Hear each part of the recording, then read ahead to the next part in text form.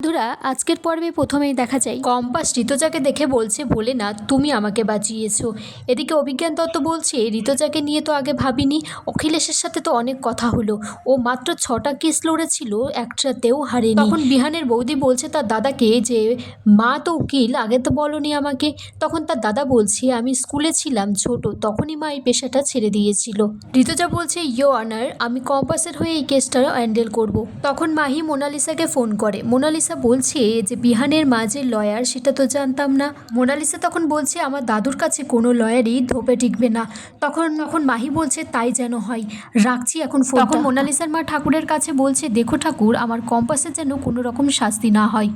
নার্সগুলো বলছে, দেখ দেখ, বিহান চৌধুরীর কেসটা লাইভে দেখাচ্ছে। এই মেয়েটাই না সেদিন এখানে চেক আপের জন্য এসেছিল, ইনি মনে হয় বিহান চ্যাটার্জির স্ত্রী হয়। ঋতুজা জাজকে বলছে যে কম্পাস খুব ব্রিলিয়ান্ট একজন স্টুডেন্ট, ও ভবিষ্যতে দেশের জন্য কিছু করে দেখাতে পারবে।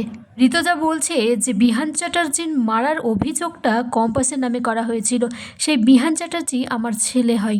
কম্পাস ভৌমিক দোষী নয়, ওর বিরুদ্ধে ষড়যন্ত্র করে ওকে ফাঁসানো হয়েছে। সেদিন রাত্রে আসলে কি ঘটেছিল সেটা বিহান চ্যাটার্জি ভালো বলতে পারবে। সিকিউরিটি গার্ড তাকে কি বলেছে সেটাই বিহান চ্যাটার্জি ভালো করে বলতে পারবে। সেটার জন্য ঋতুজা জাজের কাছ থেকে কিছুটা সময় নিয়ে নেয়।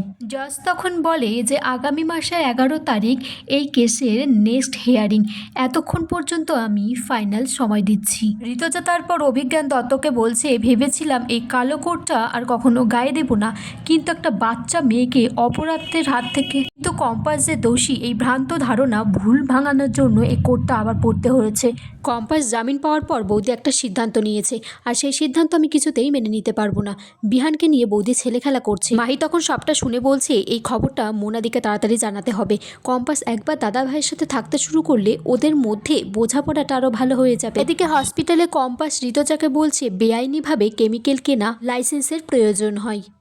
কেমিক্যালটা ল্যাবে কে নিয়ে এসেছে সেটা জানতে পারলে আসল অপরাধীকে খুঁজে পাওয়া যাবে। ঋতুজা বলছে, এবার আমি এমন ব্যবস্থা করব, সবাই তো ভাবছে এটার পরের থেকে তোদের মধ্যে আর কোনো সম্পর্ক থাকবে না, কিন্তু আমি এমন কিছু করব যে তোদের সম্পর্কটা আরও গাঢ় হবে।